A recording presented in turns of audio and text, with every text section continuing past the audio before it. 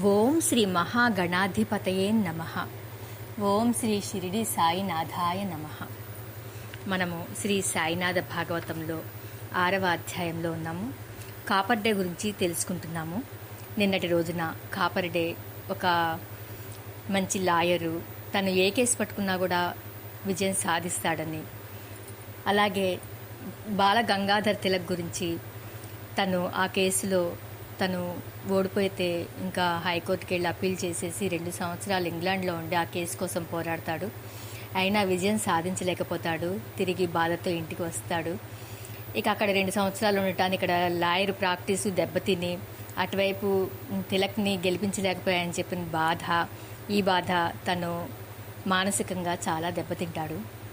అలా అటువంటి టైంలో సాయినాథుని గురించి తెలుసుకుంటాడు. షిరిడి వెళ్ళాలని చెప్పిన అనుకుని బాబాని కలవాలి అని చెప్పినని కేవలం మానసిక ప్రశాంతత కోసం ఏ కోరిక లేకుండా తను షిరిడి వెళ్తాడు. అతని దర్శనం, బాబావారి దర్శనం దొరికితే చాలు అనుకుంటాడు. ఇక షిరిడి వెళ్తే బాబా ఇది నీ ఇల్లే, నేను ఇక్కడ ఉండగా ఎందుకు నీకు భయం అని చెప్పిననేసి కాపర్దేకి అభయం ఇస్తాడు. మరి ఈరోజు బాబావారు అంటారు, నీవు, నేను, బాపు సాహెబ్ జోగు, కాకా దీక్షితు, శ్యామ, దాదా కేల్కరు అందరము మన గురువుగారితో కలిసి ఒక వీధి చివరిలో నివసించాము. అందుకే మీ అందరినీ నేను ఇక్కడ ఇప్పుడు కలుపుతున్నాను అన్నారు సాయిబాబా ఎంతో ఆప్యాయతతో. కాపర్ డేకు సాయిబాబా మాటల్లోని ఆంతర్యం అర్థం కాలేదు. కానీ తనలానే ఎందరో గొప్పవారు, కీర్తిధనులు, ప్రభుత్వోద్యోగులు, రిటైర్ అయిన వారు, ఉద్యోగాలు వదిలి వచ్చిన వారు, చదువుకున్నవారు, సంస్కారులు బాబా వద్ద ఆసరికే చేరి ఉన్నారని, వారంతా తమ తమ ఉద్యోగాలలోని చిక్కులు, బాధలు బాబా ద్వారా తొలగించుకున్నారని తెలుసుకున్నాడు. కానీ అతడి రాజస ప్రవృత్తి అతడిని అక్కడ ఉండనివ్వలేదు. ఆమ్రాతిలో మరల తన పూర్వ వైభవం సాధించుకోవాలన్నదే అతడి తపన. అందుచేత సాయిబాబా అభయం ఇస్తున్నా అతడు మరల ఆమ్రాతి చేరాడు. కానీ డిసెంబర్ 6వ తేదీ 1911 సంవత్సరం నాటికి, అంటే సుమారు 1 సంవత్సరం గడిచేసరికి కాపర్దేను చుట్టుముట్టిన సమస్యలు చాలా భయంకరంగా ఉన్నాయి. బాలగంగాధర్ తిలక్ కుడిభుజం వంటి వాడే కాపర్దే. అతడు తిలక్ కోసం కొన్ని లక్షల డబ్బులు ఖర్చు పెట్టుకుని ఇంగ్లాండ్లోనే ఉంటూ తల్లి మరణాన్ని సైతం లెక్క చేయక పట్టుదలగా ఉండడం తెల్ల ప్రభుత్వం దృష్టికి బాగా వచ్చింది. ఈ సమర్థుడైన న్యాయవాది తెగింపు, ఆత్మవిశ్వాసం, వాదనా పటిమ, డబ్బు ఖర్చు పెట్టగల సత్తా ఉన్న ఈ లాయర్ను ఇలా వదిలేస్తే ఇతడెందరో దేశభక్తులను బాసటగా నిలుస్తాడని బ్రిటిష్ ప్రభుత్వం భావించింది. కాంగ్రెస్లోని మితవాదులు తీవ్రవాదులను ఎదిరించారు. ఆ 2 వర్గాల మధ్య విభేదాలు తీవ్ర రూపం దాల్చాయి. తెల్లదొరలు ఇది అవకాశంగా తీసుకుని తీవ్రవాదులపై తన ఉక్కు పాదాలను మరింత కఠినంగా మోపి చిత్రహింసలకు వారిని గురిచేస్తోంది. బాల గంగాధర్ తిలక్ కుడిభుజము, ఆవేశపరుడు అయిన కాపర్డేను కూడా తీవ్రవాదుల లిస్టులోకి ఎక్కించింది తెల్ల ప్రభుత్వం. అతడిని ఏ క్షణంలోనైనా ఎక్కడైనా సరే అరెస్టు చేసి అండమాన్ దీవులకు పంపించి వేసే ఎత్తుగడలను వేస్తుంది.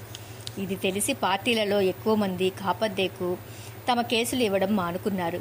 కుటుంబ పరిస్థితి ఆర్థికంగా మరింత దిగజారింది. ఈ సంవత్సర కాలం ఎలాగో నెట్టుకొచ్చాడు. కానీ ఇక ఆ ఒత్తిడి, మానసిక ఆందోళన తట్టుకోవడం కష్టమని తెలిసిపోయింది. మరల 2వ మారు డిసెంబర్ 6వ తేదీ 1911 సంవత్సరం కాపర్డే తన భార్య మనూతాయిని వెంటబెట్టుకుని షిరిడి చేరాడు. ఈ మారు కూడా బాబా నీకు నేనున్నాను, భయమెందుకు, ఇది నీ ఇల్లే అని అభయం ఇచ్చాడు. మనూతాయి మహా ఇల్లాలు. కష్టాలలో సుఖాలలో ఆమె భర్తకు తోడుగా ఉన్నది. ఆమెకు పాండురంగ విఠలునిపై భక్తి ఎక్కువ. బాబా సేవ చేసుకుంటూ ఉంటున్నది. ఆమె బాబా సేవ తనకు లభించిన మహా అదృష్టంగా భావించేది. స్త్రీలను దరిచేరనిచ్చేవారు కాదు బాబా, స్త్రీలని తనని తాకనిచ్చేవారు కాదు బాబా. కానీ మనూతాయిలో అపార మాతృత్వం గమనించారు బాబా. ఆమె ఎంతటి అదృష్టవంతురాలంటే బాబా ఆమెను తన పాదాలు ఒత్తడానికి అంగీకరించారు. ఒకసారి ఆమె తన పాదాలు ఒత్తిన తర్వాత బాబా తిరిగి ఆమె చేతులు ఒత్తసాగారు. ఆమె చేతులు అలసిపోయాయనే అపార వాత్సల్యంతో. అది చూసిన భక్తులు, శ్యామ మొదలైన వారు, దేవా ఇదేమిటి, ఈ మీ వింత ప్రవర్తనకి అర్థమేంటి అని అడిగారు. అప్పుడు బాబా, ఈమె కొన్ని జన్మల క్రితం ఒక వైశ్యుని ఎంట ఆవుగా ఉండేది. అప్పుడు నాకు సమృద్ధిగా పాలు ఇచ్చింది. తర్వాత ఈమె ఒక క్షత్రియుని ఇంట పుట్టింది. అప్పుడు నా సేవ చేసింది. ఇప్పుడు ఆమెను చూస్తుంటే నాకు పుత్రికా వాత్సల్యం ఇలా పొంగి పొరలుతోంది అని చెప్పారు బాబా. ఇక కాకా దీక్షిత్ గురించి. కాపర్డేకు మాత్రం ఆమ్రాతి తన లాయర్ వృత్తిపైనే మనసుండేది. హరి సీతారాం దీక్షిత్ అనే నాగపూర్కు చెందిన ప్రసిద్ధ లాయరు కాకా దీక్షిత్ అంటారు. కాకా దీక్షిత్ అంటారు బాబా ఈయనను. ఆయనకి ఈ పేరే స్థిరపడింది. ఆయనకు బొంబాయిలోని విల్లేపార్లేలో ఒక పెద్ద బంగళా, మరో పెద్ద బంగళా, వ్యాపారాలలో వాటాలు ఉండేవి. కాపర్డే కంటే ధనము, కీర్తి ఆర్జించాడు. 1908లో అతడు ఒక కేసు విషయమై ఇంగ్లాండ్ వెళ్ళాడు. అక్కడ ప్రమాదవశాత్తు జారిపడి కాలు విరిగింది. పెద్ద పెద్ద డాక్టర్లు చికిత్స చేసినా ఆ కాలు సరిగా రాక ఘోరంగా కుంటుతుండేవాడు. ఆ కుంటి నడక అతడిని వికార రూపిణిగా దార్చింది. దీక్షిత్ తన ఈ అవతారానికి కృంగిపోయాడు. నాగపూర్ వచ్చాడే గాని శాంతి లేదు. వృత్తి పట్ల ఆసక్తి పోయింది. దేశీయ చికిత్సలు ఎన్నో అయ్యాయి, కానీ ఆ అవిటితనం పోలేదు, కుంటి నడక పోలేదు. ఇంగ్లాండులో 1906లో జరిగింది ఈ ప్రమాదం. అతని మిత్రులు షిరిడీ సాయిబాబాను దర్శించమని సలహా ఇచ్చారు. 1901లో మొదటిసారిగా షిరిడీ ప్రవేశించాడు దీక్షిత్. కుంటి కాక అని కూడా పిలిచేవారు బాబా ఇతడిని ప్రేమగా. ఇతడి వైభవం ఎంతటిదంటే పూణే వైభవము మొదలైన ప్రఖ్యాత మరాఠీ పత్రికలపై జరిపిన న్యాయ విచారణలో దీక్షిత్ లాయరుగా ప్రముఖ పాత్ర వహించి దేశమంతటా కీర్తికెక్కాడు. ఒకవైపు రాజకీయ, సాంఘిక, పురపాలక వ్యవహారాల్లో ముఖ్య పాత్ర వహించి నాటి జాతీయ కాంగ్రెస్లో పార్టీలో పనిచేసి 1904లో ఆ పార్టీకి కార్యకర్త అయ్యాడు. బొంబాయి నగర పాలక సంస్థ కార్పొరేషన్లో కౌన్సిలర్గా పనిచేశాడు. ఇతడు ఒక వంక ప్రజాభిమానాన్ని చూరగొంటూనే దేశభక్తునిగా, మరొక వంక తెల్ల ప్రభుత్వం వారి మన్ననలు కూడా పొందాడు. దేశంలో ఏదో ఒక ప్రాంతానికి ఇతడు కమిషనర్ అవుతాడని, ఇతడికి గౌరవ చిహ్నంగా రాజభటులు ఫిరంగులు పేలుస్తారని జనం అనుకున్నారు.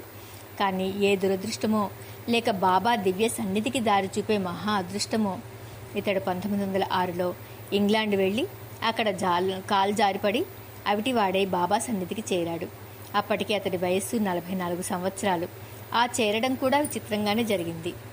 నానా చాందోర్కర్ షిరిడి సాయిబాబాను దర్శించమని చెప్పిన తర్వాత దీక్షిత్ కౌన్సిల్ ఎన్నికల కోసం అహ్మదాబాద్ వెళ్లాల్సి వచ్చింది. అక్కడ సర్దార్ మిరీకర్ ఇంట్లో బస చేశాడు. అతడొక సాయి భక్తుడు. అతని ఇంట్లో పూజాగృహంలో సాయిబాబా ఫోటో చూశాడు దీక్షిత్. ఆ ఫోటోలోని బాబా కళ్ళలో కనిపిస్తున్న అపార కరుణారసం దీక్షిత్ను అలాగే కళ్ళప్పగించి చూసేలా చేసింది. అంతేకాదు, తాను ఎటు తిరిగితే అటువైపే, తన వైపే బాబా కళ్ళు పరికించి చూస్తున్నట్లుగా ఉంది. ఇదేం చిత్రం! ఆ చూపుల నుండి ఎవరూ తప్పించుకోలేరు. ఆ చూపులు ప్రసరించిన వారికి ఏ లోటు ఉండదు. తను భ్రమపడుతున్నాడేమో అనుకున్నాడు దీక్షిత్. మిరీకర్, బాబా కళ్ళు నన్నే చూస్తున్నట్లు అనిపిస్తుందేమిటి అన్నాడు దీక్షిత్ యథాలాపంగా అడిగినట్లు సందేహ నివృత్తి కోసం. మిరీకర్ భక్తిగా బాబా పటం కేసి చూస్తూ శిరస నమస్కరించాడు. మీవైపా? అవి నన్ను ఈ క్షణంలో నేను ఎటువైపు తిరిగితే అటువైపు నుండి చూస్తున్నాయి అన్నాడు. దీక్షిత్ సందేహం పటాపంచలేంది. పటంలోనే ఇంతటి మహాత్మ్యం ఉండగా సాయిబాబా దర్శనం సకల తీర్థాలను, దేవాలయాలను సేవించినట్లే కదా. అనుకోకుండా బాబాకు అత్యంత ప్రీతిపాత్రుడు, ముఖ్య భక్తులలో ఒకరు అయిన శ్యామ అహ్మదానగర్కు మిరీకర్ను కలుసుకున్నాడు. శ్యామ ఆ రాత్రంతా సాయిబాబాతో తనకు గల అనుబంధాన్ని కథలు కథలుగా ఒకానొక తన్మయత్వంతో చెబుతూనే ఉన్నాడు. ఆ తర్వాత శ్యామ సాయిబాబా భక్తుడై ఆయన లీలలెన్నో కళ్ళారా చూశాడట. 1907లో నవంబర్ 2న దీక్షిత్ శ్యామ వెంట షిరిడి వచ్చాడు. బాబాను దర్శించడానికి ద్వారకామాయికి వచ్చాడు. సాయిబాబా అక్కడ కర్ర అడ్డుగోడపై ఎడమ మోచేయి ఆనించి మసీదు గోడకు చేరబడి ఈశాన్యమూలగా కూర్చుని ఉన్నారు. చిరుగులతో ఉన్న కఫ్ని తలకు చుట్టుకుని చెవి ప్రక్కన మెలిపెట్టి వదిలిన తలపాగాలో బాబా కూర్చుని ఉన్నారు. దేవా, ఇతడు హరి సీతారాం దీక్షిత్ గారని నాగపూర్లో పేరు మోసిన వకీలు అంటూ శ్యామ ఏదో చెప్పబోతుండగా అతడిని ఆగమని సైగ చేస్తూ బాబా నవ్వారు. ఆ నవ్వు పసిపాప నవ్వంతటి స్వచ్ఛంగా వెన్నెల తునకలు విరిగిపడినట్లుంది. బాబా తన సహజ హాస్య ధోరణిలో శామ్య అన్నారు. అంటే కిష్టిగాడు అని అర్థం. శామ్య, కాకా దీక్షిత్ గురించి నువ్వు నాకు పరిచయం చేయాలా? అతడి అవిటితనం నాకు తెలియదా అన్నారు. కాకా అన్న ఆ పిలుపు కొత్తగా అనిపించలేదు దీక్షిత్కు. ఏదో సుదూర తీరాల నుండి యుగ యుగాల కాలం ఆవలి నుండి ఒకానొక ప్రతిధ్వని కాకా కాకా అని మధురంగా వినిపించింది. బాబా పాదాలు స్పృశించాడు కాకా దీక్షిత్. ఆ నీలిరంగు చూపులు, ఆ కరుణ చిప్పిల్లే చూపులు, ఎదుటివారి హృదయాలను అక్షరాలుగా విడదీసి చదవగల ఆ దయార్ద్ర దృష్టులు మిరీకర్ ఇంట్లో చూసిన ఫోటోలోని చూపుల కంటే పదునుగా, పదిలంగా దీక్షిత్ హృదయాన్ని తాకాయి. ఒకానొక పులకరింత, పరవశత్వం, దివ్యమైన ఆధ్యాత్మిక అనుభూతి ఆ పాదమస్తకం ఆవరించింది అతడిలో. బాబా, బాబా, సాయిబాబా అన్నాడతను ఆర్తిగా. తన అవిటితనం పోగొట్టమని అడగాలనిపించలేదు. ఒక మహానిధి ముందు తానున్నాడు. పైసలు కోరగలడా? బాబా అతడి శిరస్సుపై తన చేయి వేశాడు, ఆశీర్వదిస్తున్నట్లు. కన్నీళ్లనే సురగంగతో బాబా పాదాలు అభిషేకించాడు దీక్షిత్. 2-3 రోజులుండి తిరిగి నాగపూర్ వెళ్ళాడు దీక్షిత్, బాబా అనుమతి తీసుకుని. కానీ అతడికక్కడ ఆ నౌకర్లు, చాకర్లు ఏమీ ఆకర్షణీయంగా అనిపించలేదు. బాబా, బాబా, బాబా కళ్ళు మూసినా తెరచినా ఆ నీలి కళ్ళు తనని అపార కరుణతో చుట్టివేస్తున్నట్లు అనిపించసాగాయి. తరచూ షిరిడీకి రావడం మొదలుపెట్టాడు. సంవత్సరం రోజులలో అతడెన్ని మార్లు షిరిడీ వచ్చాడో లెక్కలేదు. షిరిడీ ఫకీరు ఏ మత్తుమందో వేసి హరిసీతారాం దీక్షితును వలలో వేసుకున్నాడని, దీక్షిత్ తన ఇల్లు, వాకిలి, భార్యాపిల్లల్ని పట్టించుకోకుండా షిరిడీ పరిగెత్తుతున్నాడని బంధువులు అనుకోసాగారు. అతడి భార్య కూడా ఆందోళన పడసాగింది. మరి ఈరోజు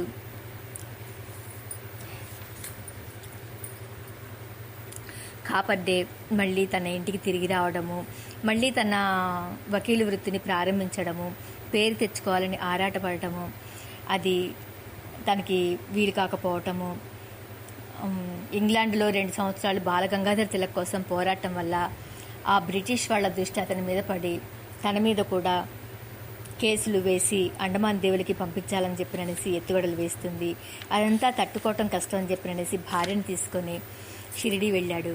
అక్కడ ఆ భార్య కూడా బాబాకి సేవ చేస్తూ చక్కగా ఎంతో ప్రేమగా బాబాకి సేవ చేస్తూ ఉండేది. బాబా కూడా తనకి పాదాలు ఒత్తి భాగ్యాన్ని ఆమెకు ప్రసాదించారు. ఆ పాదాలు ఒత్తిన తర్వాత చక్కగా ఆమె చేతులు తీసుకుని తను ఒత్తేవారు. ఎందుకని శ్యామ వాళ్ళు అడిగితే ఆమె పుత్రవాత్సల్యం, నా పుత్రిక లాంటిదని చెప్పిననేసి చెప్పేవారు బాబావారు. ఇంకా కాకా దీక్షిత్ గురించి, కాకా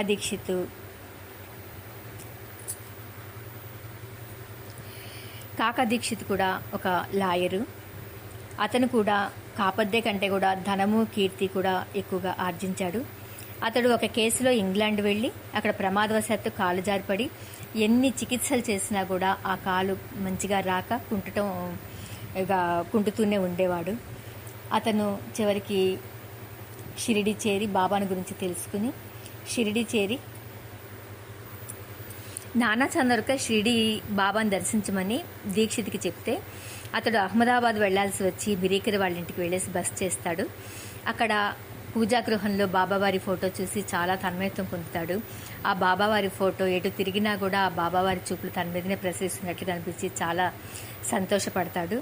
ఇక శ్యామ కూడా అనుకోకుండా అక్కడ కలిసి ఇక దీక్షిత్ని కూడా షిరిడీ తీసుకువెళ్తాడు. అక్కడ బాబావారిని చూసి దీక్షిత్ చాలా ఆనందపడతాడు, చాలా తన్మయత్వం పొందుతాడు. ఇంకా తన కుంటి కాలు గురించి కూడా బాగు చేయమని చెప్పి అడిగే మాట రాలేదు తనకి. అంతా బాబాను చూస్తూ చాలా చాలా చాలా తన్మయత్వంతో, ఆనందంతో పొంగిపోతాడు. ఈరోజు ఇంతవరకు తెలుసుకున్నామండి. ఓం నమః శివాయ. ఓం శ్రీ సాయినాథాయ నమః.